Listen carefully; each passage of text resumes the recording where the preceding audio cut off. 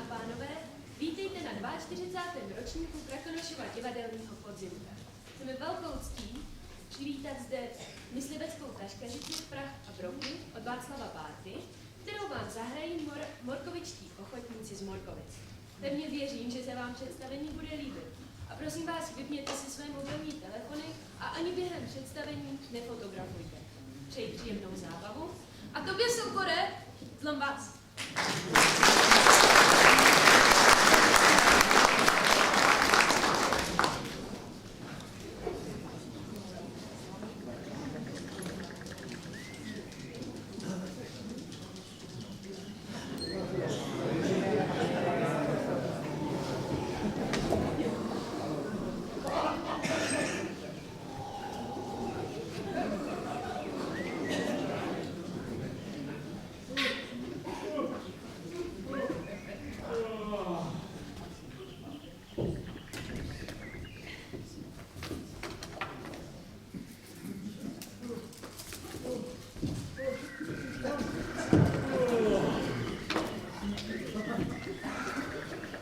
Tak už jste byla zase v lese, Kokoračko? Co jsem vám nedávno vzkázal po žaňce? Co pak? Nic mi neříkala. Jak chodí do lesa, na roštínu se nesmí. Rozumíte? No, a kdo pak to asi řekl? Forst to zakázal. Nový pán přijede. Který pak? Srdcialovec ženská, neptejte se tak hloupě. Mladý pán, dědic panství, synovec neboštíka starého pána a jiný pán, jiný pořádek. Na koho se to týká, a si to vezme? Kokoračko, jestli vás v tom lese někdo nachytá, nebo bude žalovat, až se Forst vrátí z dovolené, já to odnesu. No a co? Tak jsem tady novýho hajnýho, no. A možná, že s ním bude lepší řeč než s vámi. Kde pak na vašti se chodilo vždycky a bude se chodit zás. Už jsem řekl, že nebude. No, tak to uvidíme. Tak už to zase, tetičko. Tak kolikrát pak máme jít ještě dneska do lesa na roští? Srdcialovec. Holka, musíš nejmít dvakrát. Hajnej mi právě povídal, abychom si pospíšili, pokud je Forst na dovolené. No, ale třeba 10krát. Stát, ani krok, nikam nepůjdeš. Co se mu stalo, tetičko? Jestli mi jít do lesa nohou pákneš, rozšlapu ti ten kož na maděru. Srdcialovec. No, a dali jste vás zkusit, Srdcialovec, co bych vám udělala? Rozšlapan holce koš pro trochu roští, když se to válí v pelechu, nebo chlastají v hospodě a vysočáci můžou rozkrást celý les. To jim nevadí, jen ať mladý pán přijede. Já mu to všechno povím. Prosím tě, holka, jdi a s ním se vůbec nebál. Mluví tedy, dětku. Ty tohle dali papírny.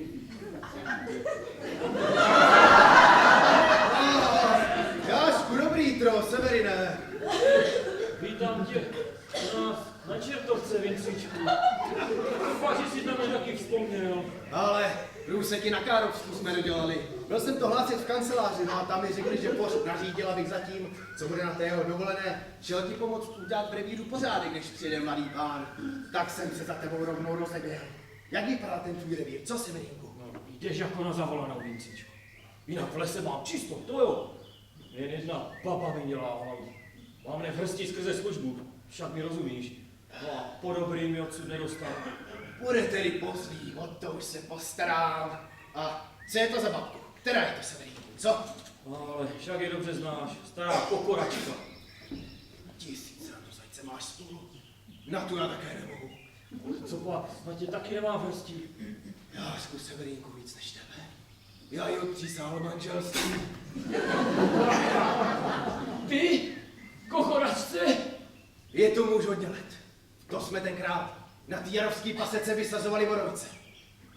Kokoračka pomáhala.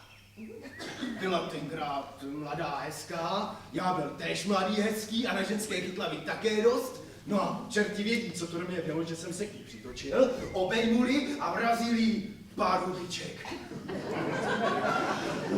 To jsem neudělal víc. Přišla na mě slabá chvilka v podobě silné ženy. Jášku ta vyváděla, že si bude na panství stěžovat tak dnes si cosi. No a nechala toho teprv, až když jsem měl přísáhl, že Bude-li na tom stát, vezmu si ji. A to asi ona právě chtěla. Však víš, že se jí ve vesnici všichni smějí, že pořád čeká na toho, co ji tady nechal mládí sedět. Tohle všechno jsem věděla, jsem se co nejdřív oženil, abych jí s rukou vyklouzal. Jenže od těch dob, co mi Varuška došla na věčnost, chodím okolo ní po špičkách. Jášku, přísaha je přísaha, a co bych mohl dělat, kdybych chtěla, abych ji dodržel? To máš pravdu, Víncku. Přece si teďka na starý kolena neuvážu na krk takovýhle zjevy. Až mě hruza obchází. No a nedávno mi postřebelka z Libáně říkala, že se kokoračka chlubí tím, že by si jeden mužský musel vzít ještě teď, kdyby chtěla. No a že by se nerozmýšlela, jen kdyby neměl tak červený nos. To myslela tebe, víš? Jako jiného. A proto teď piju jako Holandr, abych si udržel nos v takové formě, který kokoračiny manželské chumky tak odstrašuje. A nemáš tam něco k vylíznutí? Víš, hrozně jsem se rozčílil. A potřebuji se uklidnit. I to víš, že mám. Jen pojď, Vincičku. Zažereme tu smůlu s kokoračkou. Tak pojďte, slečinko, pojďte. Tady je Kvíčálová hájovna a tam vzadu velkostatek. Děkuji vám, že jsi mě tak ochotně doprovodila. Ale to já ráda, mě to nic neudělá, ale zvrata nemá, aby ho přede mnou zavírali. Jsi tak krásně.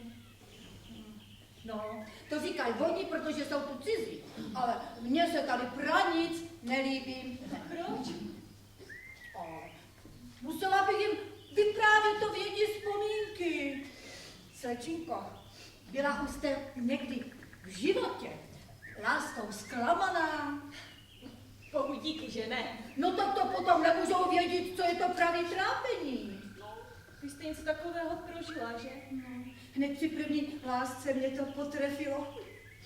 Ale věřej mi, slečinko, věřej, já jsem to ještě nikdy nikomu nevyprávěla.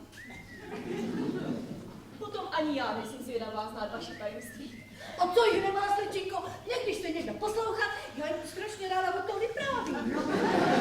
To už je hruza let, kdy v našem kraji byly vojenské manévry. Budeme si na to sednout, ono mi to půjde pohodlí. V našem kraji byly vojenské manévry a do našich vsi nakvartirovali dragouny. To vám byli kluci. Jeden hezčí než druhý. A my holky všechny jsme měli oči navrch hlavu, že?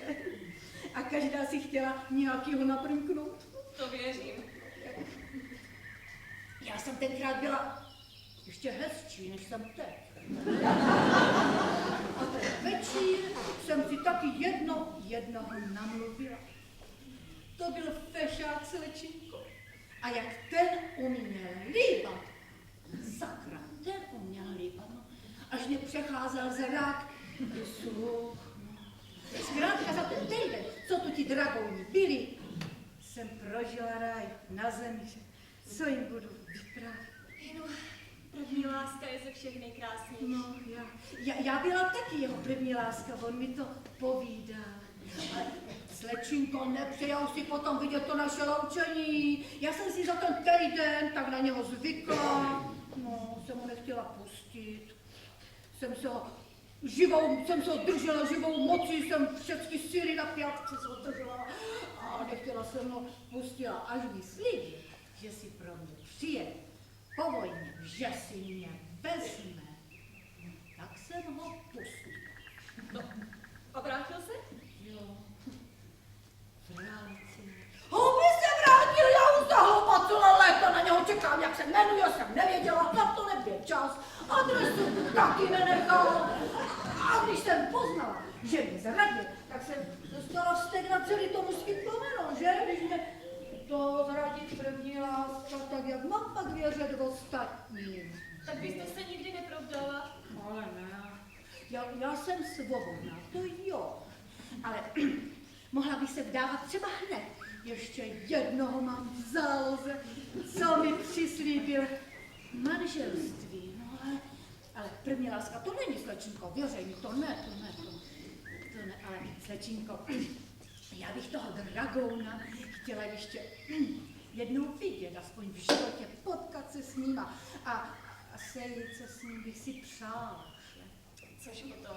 Stávají se všelijaké náhody. No, jo, ale věření, slečinko, věře, já stejně nevím, co bych si s ním počala.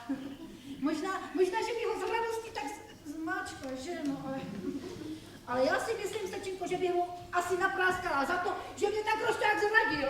A já jsem se ho zavykládala, jenom vás zdržuju a mu to všecko vám to ještě dopovím, co jste říkala, že to pár dní pobudete, že?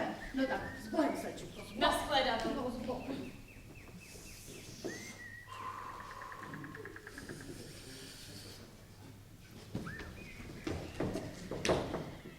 Vincíčku, Ano, Severinku. pojďme prosím tě chvilku na vzduch. Dobrý nápad.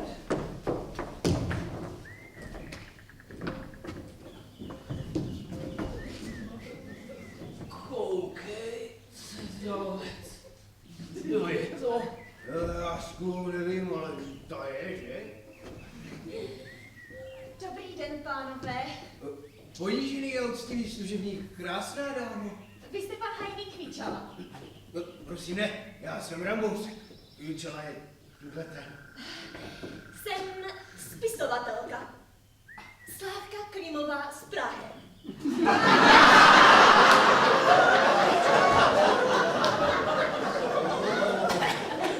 Ohromně nás těší, že máme tu čest. Ano, přijal mě. A svobodná, smím se ptát? Bohužel. Je svobodná. A cože jste se náčila za touhle, tak jsem krám, slečinko? Chci napsat román. Srdcialec. Potřebuji k tomu klid. Zde u vás se mi líbí. Pane Kvíčalo, vezmete mě k vám nabít do hájovny? Cože? Nabít? Máte snad v hájovně volnou světličku. No to mám. Ale vzít vás tam nemohu. Proč? Fost to zakázal. Takže i když bych rád, jak říká, nejde to. To je mrzuté. Myslela jsem... Pardon.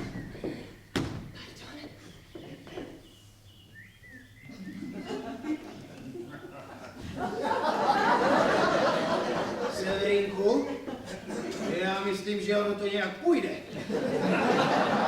Jak to myslíš, Vincíčku? Slečinko, jak dlouho, že se tu chcete zdržet? Nejdéle 3 týdny. No, Fost se vrátil až za měsíc, říkali na panství. No to, slečinka si tu ty 3 týdny odbude a on bude prdačky vědět, jestli v té hájovně někdo bydlel nebo ne. No, mi podívej se, jaká je to štrava. Jo, to by šlo, Slečinko, to by šlo. Jsem se rozuměla. Nájem zaplatím předem. Kolik? To já nevím, Slečinko. Jak živ jsem domácího pána nedělal. Nabídnu vám tedy sama. Stačí?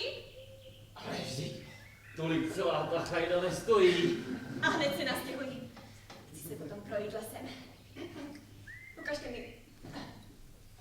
Onu světličku, ano. Jen to, Slečinko, jen to.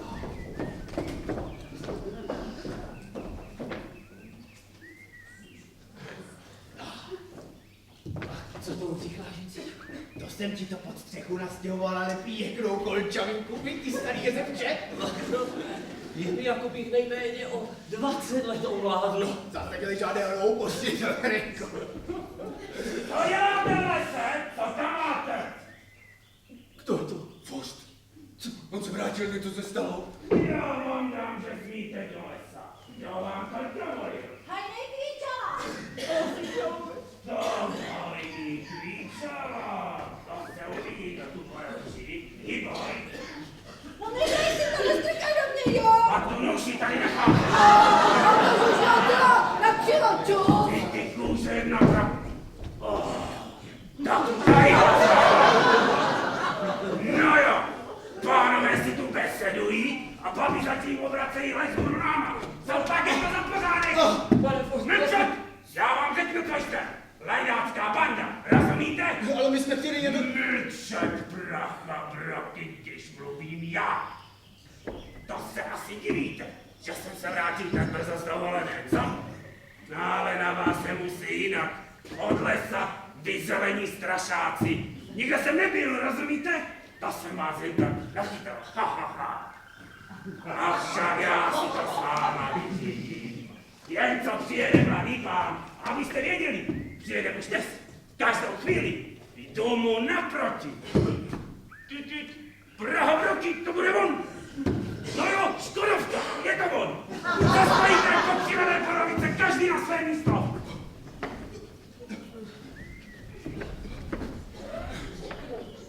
Vincíčku, ta kokoračka nám tohle zavařila, víš? Co kokoračka? Ale až zjistí, že máme tu slečníku v hájovně. Na to jsem úplně zapomněl. Počkej, už jsem. A to je prosím hájovna patřící k revíru hajného píčoli. Mladý pane, Ponížený a úctivý služebník jemnost, pane. Ten Kvíčela, to jste vy? No prosím, ne. Já jsem Rambo Usek. Kvičela je tuhle ten. Dobrá. Pane Fost, přisedněte k šoférovi a jděte na velkostatek napřed. Já se projdu lesem a přijdu pěšky. službám, mladý pane. Nuže, aby bylo mezi námi hned od začátku jasno. Vykonávejte svoji službu poctivě a všechna nařízení respektujte. Provinění v tomto směru budu považovat za porušení kázně. A hlavně, nesmíte svým chováním poskvrnit dobrou pověst panství. Rozuměli jste? Rozuměli, jemnost, pane. Dobrá, dobrá. Jak dlouho sloužíte na panství, Rambo Useku? Jášku, vezmala 15 let, pane, jemnost. A vy, Kvíčelo? Necelých 20, jemnost, pane. Žena? Ne, prostě radši být svobodný. Takže bydlíte zde v hájovně sám. A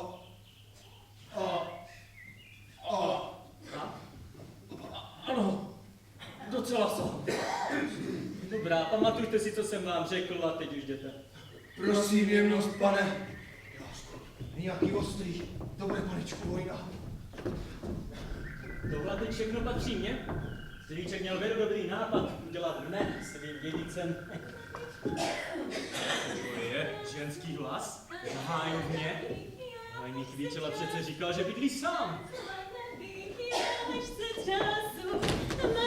Rozkošné stvoření. Dobrý den, slečno. Vrbský, dědic panství Jarovského. Přijel jsem, abych se ujal jeho vedení.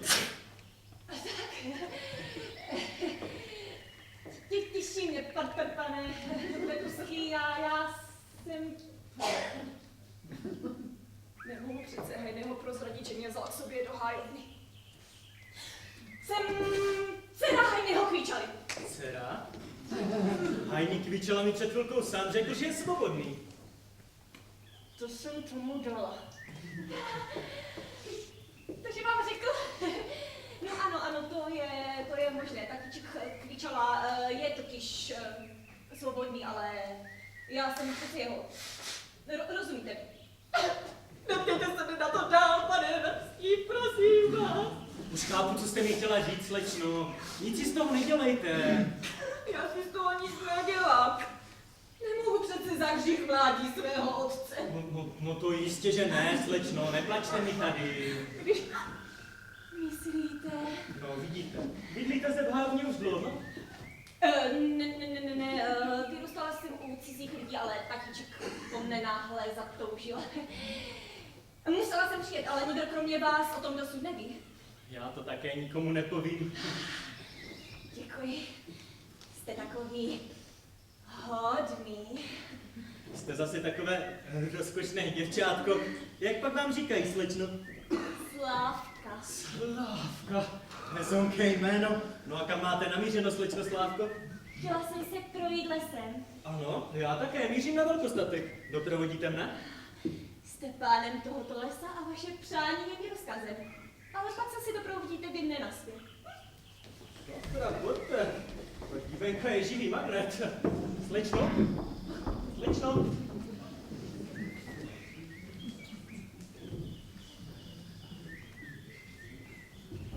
Vzduch je čistý. Může pryč. Jak to teď uděláme, Vincíčku? Slyšel jsi?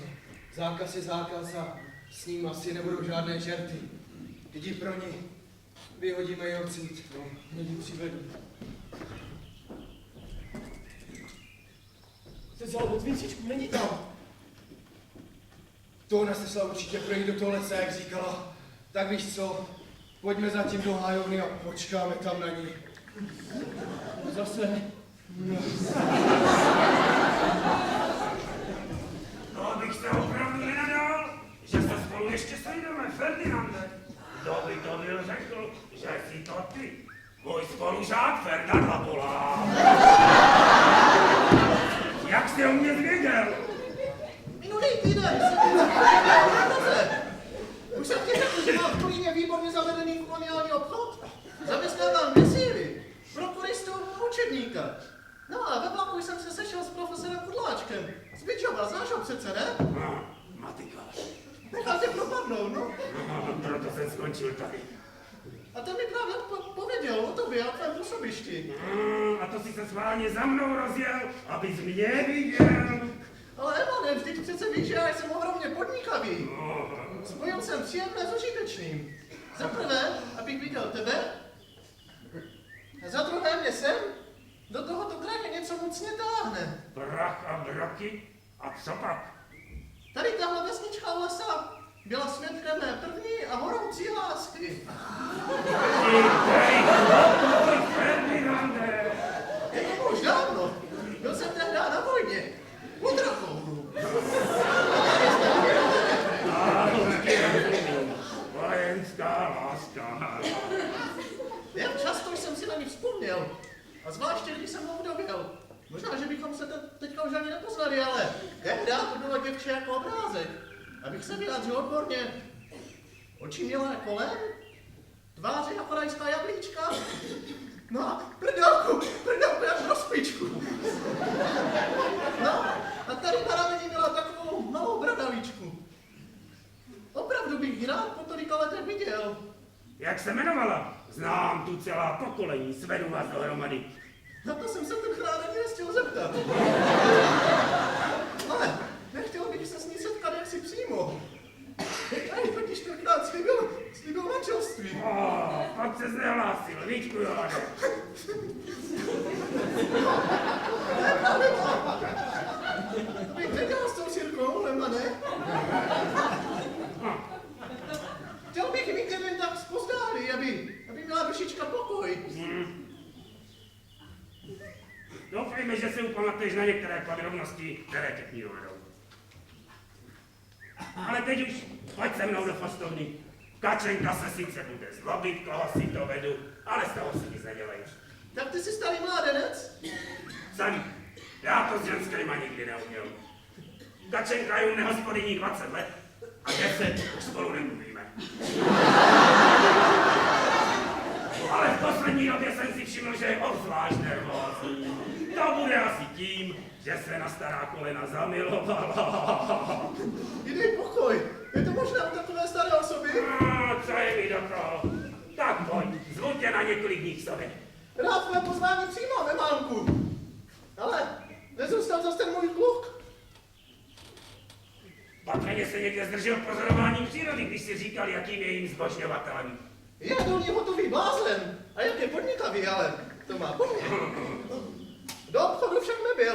Nemohl jsem ho nechat za pultem samotného. Byl by otrávil půlku korína, hned bank. Ten ňupík si pletl šuplíky. Místo cukru dával jeden sádru. Dát petrolej místo octa, tomu bylo úplně jedno.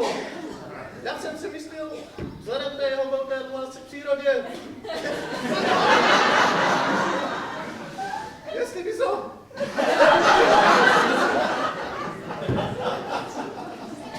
Adam bych musel promluvit s mladým pánem, snad se dá něco dělat.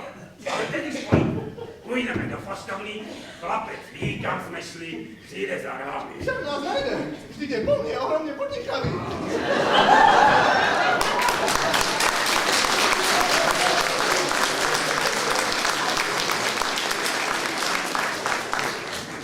Opravdu jste nadšen svým lesem, pane Vepský. Jsem překvapen krásami, které skrývá tento revír. Na mou věru, kdybych to byl věděl dřív, neotálel jsem se s tím příjezdem. Jste v skutku rozkošná, slečno Slávko. A zůstanete se už stále. No, nechtěl jsem, ale jak jsem poznal vás, Zůstanu. Také bych tu chtěla zůstat. Měla jsem neradostné mládí u cizích lidí. Dobře, že tatíček po mne tak zatoužil. Může být na vás velice hrdý. Jste si také hodně podobní. Toho jsem si všiml na první pohled.